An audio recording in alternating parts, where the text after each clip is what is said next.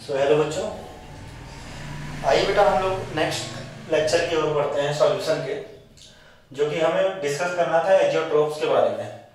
Last class तक हमने routes law, ideal non ideal solutions के डेविएशन कैसे होते हैं, डेविएशन का कॉन्सेप्ट है ना, राउट्स लॉ का हमने देखा था, ideal and non ideal solution का डेविएशन देखा है। आइए बेटा हम लोग एजियोट्रोप्स के बारे में देखते हैं। तो आइए देखते हैं, यहाँ पास ये देखिए टॉपिक क्या है, एजियोट्रोप। एजियोट्रोप्स आपका तीन टॉपिक से मिलकर बना है, ए, जियो एंड ट्रोप्स। क्या क्या बेटा, ए, जियो एंड ट्रोप्स, है ना। ए का मतलब होता है यहाँ पास नो, जियो का मतलब होता है बॉइलिंग और ट्रोप्स का मतलब होता है चेंज। इसका मतलब नो बॉइलिंग चेंज। क्या चीज, नो बॉइलिंग चेंज। तो लेट अस सपोज अब हम लोग यहाँ पास देखते हैं, जो हम लोगों ने इसके पहले डिस्कस कर रखा था कि हमारे पास एक क्लोज कंटेनर है ना, एक क्लोज कंटेनर है और इस क्लोज कंटेनर में हमने सॉल्यूशन भर दिया, ठीक है। और इस सॉल्यूशन में हमने लेट अस सपोज हमने, जाहिर सी बात है इसमें सॉल्यूट होगा और सॉल्वेंट होगा, ठीक है। यहाँ पास ये रहा इसका वेपर फेज का फॉर्म, सॉल्यूट और सॉल्वेंट का, ठीक है। जैसा कि हमने लास्ट लेक्चर्स में एक्सप्लेन किया था, डॉट से क्या रिप्रेजेंट कर रहे हैं और सर्किल से क्या रिप्रेजेंट कर रहे हैं। अब देखो लेट अस सपोज इसका मोल फ्रैक्शन x1 था, इसका मोल फ्रैक्शन क्या था आपका x2 था। अब यही चीज अगर आपका वेपर फेज में जा रहा था तो यहाँ पास मोल फ्रैक्शन y1 था और यहाँ पास मोल फ्रैक्शन क्या था आपका y2 था, सही है ना। तो देखो यहाँ पास एजियोट्रोप्स टॉपिक समझना था। एजियोट्रोप्स का मतलब था नो बॉइलिंग चेंज। इसका मतलब the binary mixtures that have the same composition in the vapour phase and in the liquid phase. ऐसे बाइनरी मिक्सचर जिनका कंपोजिशन लिक्विड फेज में और वेपर फेज में सेम हो, उसको हम लोग क्या कहते हैं आपके, azeotropes. So the binary mixtures that have same composition in the liquid phase and vapor phase, liquid phase and vapour phase. Liquid phase में क्या है बेटा x1, वेपर फेज में क्या है y1। इसका मतलब x1 is equal to y1 और x2 is equal to y2, ठीक है ना। तो ऐसे बाइनरी मिक्सचर जिनका सेम कंपोजिशन हो आपका लिक्विड फेज और वेपर फेज में, वो क्या कहलाएंगे, एजियोट्रोप्स। जाहिर सी बात है जब सेम कंपोजिशन हो जाएगा तो इनके बॉइलिंग में कोई चेंज नहीं आएगा, यानी बॉइलिंग पॉइंट आपका लिक्विड फेज में और आपका वेपर फेज में दोनों जगह क्या रहेगा आपका, सेम रहेगा, ठीक है ना। अच्छा, एजियोट्रोप्स की कुछ खासियत है। खासियत ये है कि ये बॉइल्स एट कांस्टेंट टेम्परेचर। जाहिर सी बात है दोनों का हमने क्या कहा, नो बॉइलिंग चेंज, मतलब इनका टेम्परेचर क्या होगा, कांस्टेंट, क्या होगा, कांस्टेंट होगा, ठीक, क्या होगा, कांस्टेंट होगा। ये तो लिख लेते हैं, बॉइल्स एट कांस्टेंट टेम्परेचर, यानी जाहिर सी बात है नो बॉइलिंग चेंज, तो इसका बॉइलिंग पॉइंट और इसका बॉइलिंग पॉइंट क्या होगा, सेम होगा। और ऐसे सॉल्यूशन जो एजियोट्रोपिक सॉल्यूशन होते हैं, they show large deviation from routes law. क्या चीज बेटा, दे show large deviation from routes law. ये राउट्स लॉ से क्या होते हैं, लार्ज डेविएशन शो करते हैं, ठीक है ना। तो ये क्या कहलाते हैं आपके, एजियोट्रोप्स कहलाते हैं, ठीक है, लार्ज डेविएशन शो करते हैं। अच्छा, ऐसे मिक्सचर्स को हम लोग फ्रैक्शनल डिस्टिलेशन से हम लोग सेपरेट नहीं कर सकते। फ्रैक्शनल डिस्टिलेशन से इसलिए सेपरेट नहीं कर सकते क्योंकि बॉइलिंग में कोई चेंज नहीं आता, वेपर फेज में सारे के सारे चले जाएंगे तो हम पार्टिकल्स के कंटेंट को अलग नहीं कर पाएंगे। तो इसका मतलब they can not be separated by what, fractional distillation. इसको फ्रैक्शनल डिस्टिलेशन से इसको सेपरेट नहीं किया जा सकता, फ्रैक्शनल डिस्टिलेशन से इसको सेपरेट नहीं किया जा सकता, है ना। तो ये थे आपके एजियोट्रोप्स। अब एजियोट्रोप्स बेटा दो टाइप के होते हैं, एक कहलाता है मिनिमम बॉइलिंग एजियोट्रोप्स और एक कहलाता है आपका मैक्सिमम बॉइलिंग एजियोट्रोप्स, ठीक है ना। नाम के जस्ट थोड़ा सा विपरीत। तो एक होता है आपका मिनिमम बॉइलिंग एजियोट्रोप्स, क्या चीज बेटा, मिनिमम बॉइलिंग एजियोट्रोप्स, और दूसरा क्या होता है आपका मैक्सिमम बॉइलिंग एजियोट्रोप्स, ठीक है।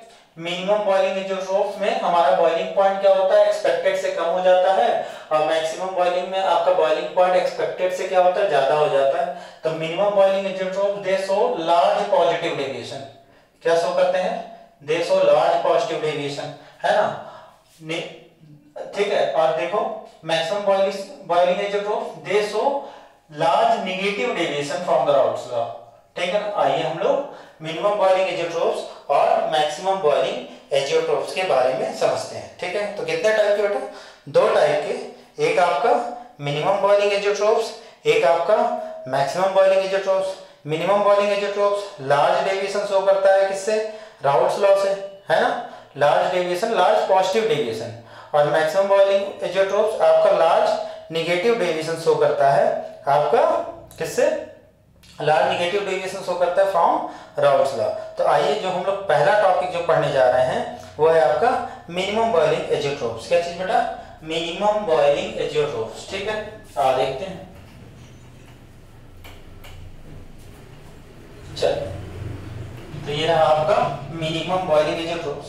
तो देखो अगर हम लोग मिनिमम बॉइलिंग एजियोट्रोफ्स की बात करेंगे, किसकी, मिनिमम बॉइलिंग एजियोट्रोफ्स की, ठीक है। इंक थोड़ा कम मैं डाल लेता हूं। मिनिमम बॉइलिंग एजियोट्रोफ्स की बात करेंगे तो मिनिमम बॉइलिंग एजियोट्रोफ्स हमने क्या कहा, दे शो लार्ज पॉजिटिव डेविएशन। क्या शो करते हैं बेटा, दे show large positive deviation from Raoult's law. क्या शो करते हैं, they show large positive deviation from Raoult's law. और अगर हम लोग एक एग्जांपल लें मिनिमम बॉइलिंग एजियोट्रोफ्स का, तो ये क्या आपका एग्जाम, इथेनॉल प्लस वाटर। क्या चीज बेटा, इथेनॉल प्लस वाटर। देखो ethanol water always a solvent, ठीक है।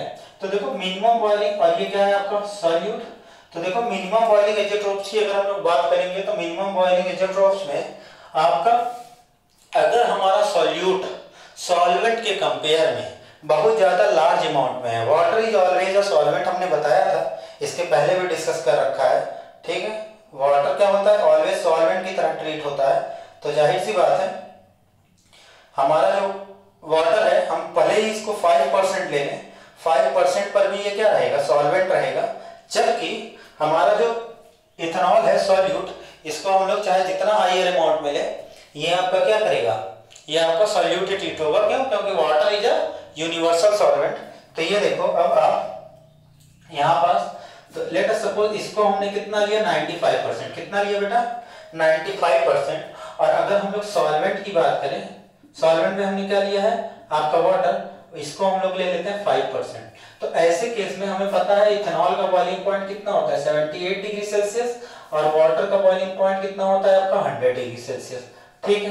तो यानी जाहिर सी बात है अगर मैं इसको हीट करता, अगर मान लो 50-50% ले लेता, क्या चीज बेटा, 50% दोनों को ले लेता, तो 50-50% लेने में, ठीक है, 50% हमने इसको लिया और 50% हमने उसको लिया। 50-50% लेने में ये होता कि जब हम लोग इसको इथेनॉल और वाटर को गर्म कर रहे होते, तो इथेनॉल का बॉइलिंग पॉइंट 78 डिग्री सेल्सियस होने के कारण से, ठीक है ना, और यहाँ पास वाटर ले लेते अगर मान लीजिए इसका बॉइलिंग पॉइंट होता है 100 डिग्री सेल्सियस, ठीक है।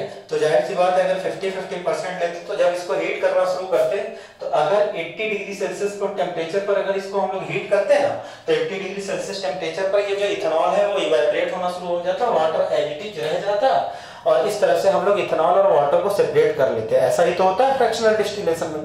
बट अगर हम लोग कंसंट्रेशन यहाँ पर सॉल्यूट का 95% ले लिया, इसको हमने क्या ले लिया 95%, और इसको हमने 5% ले लिया, तो आपका यहाँ पास इसका बॉइलिंग पॉइंट दोनों का क्या होता है, बढ़ जाता है। क्या होता है बेटा, दोनों का बॉइलिंग पॉइंट आपका क्या होगा, जो बॉइलिंग पॉइंट आपका 78 डिग्री सेल्सियस था, अब उसको आप इस कंसंट्रेशन पर यानी 95% और 5% पर अगर आप लोगे, तो 95% और 5% पर लेने पर यहाँ पास जो बॉइलिंग पॉइंट होगा, मिनिमम मतलब कम हो जाना, मिनिमम मतलब क्या होना, कम हो जाना। तो जाहिर सी बात है अगर आप इसको, हाँ इसका एग्जैक्ट होता है 78.4 बेटा, कितना होता है 78.4, ठीक है एग्जैक्ट, और इसका कितना होता है आपका 100 डिग्री सेल्सियस। तो जब आप इसको 95% कंसंट्रेशन लेते और इसको 5% कंसंट्रेशन लेते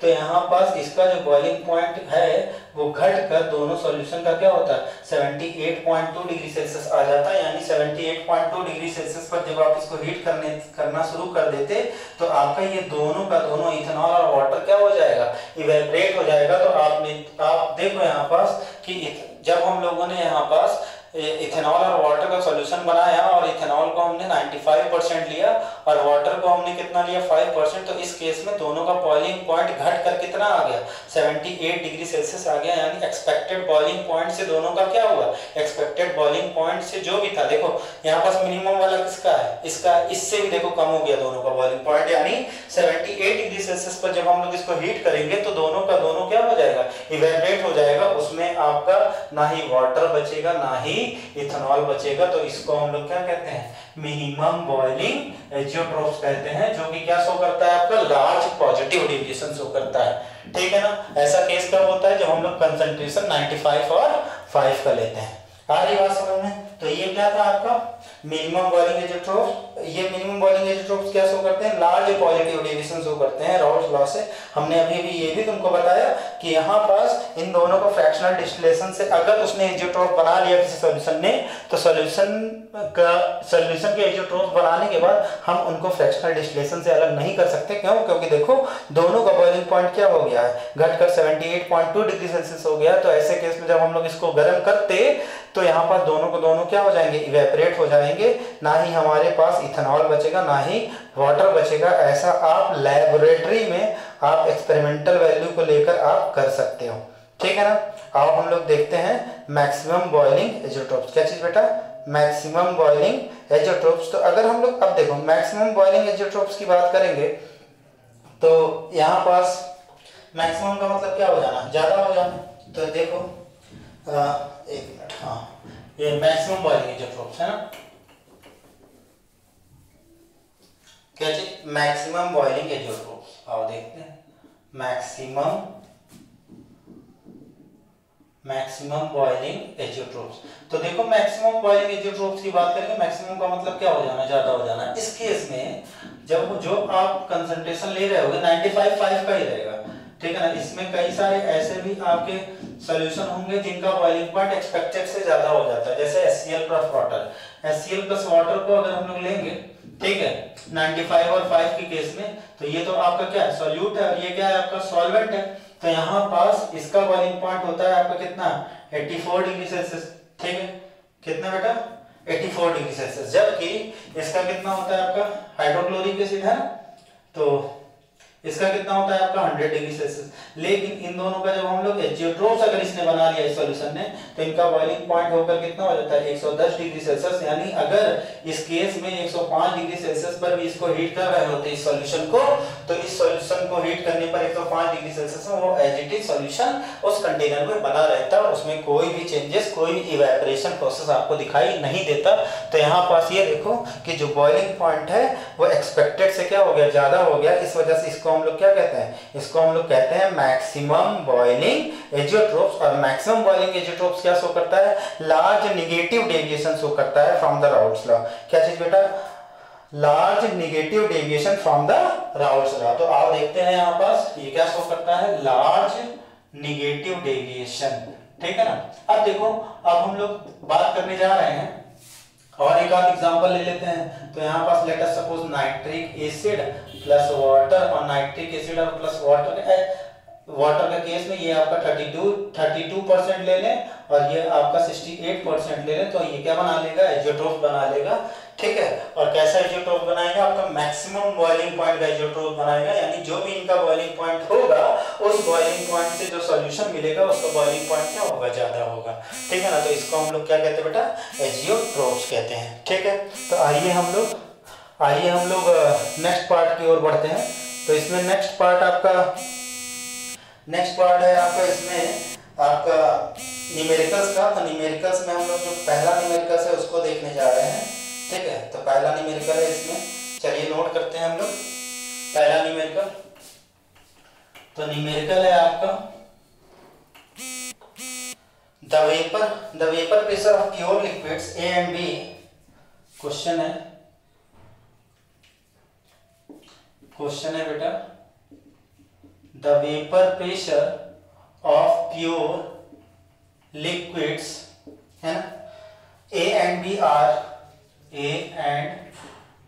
are 450 and 700, 450 mmHg and 700 mmHg, 700 mmHg, ठीक है, रिस्पेक्टिवली एट 850 केल्विन, ठीक है, रिस्पेक्टिवली, एनसीईआरटी क्वेश्चन है, रिस्पेक्टिवली एट 800 कितना बेटा 850 केल्विन है, रिस्पेक्टिवली एट 850 केल्विन, ठीक है।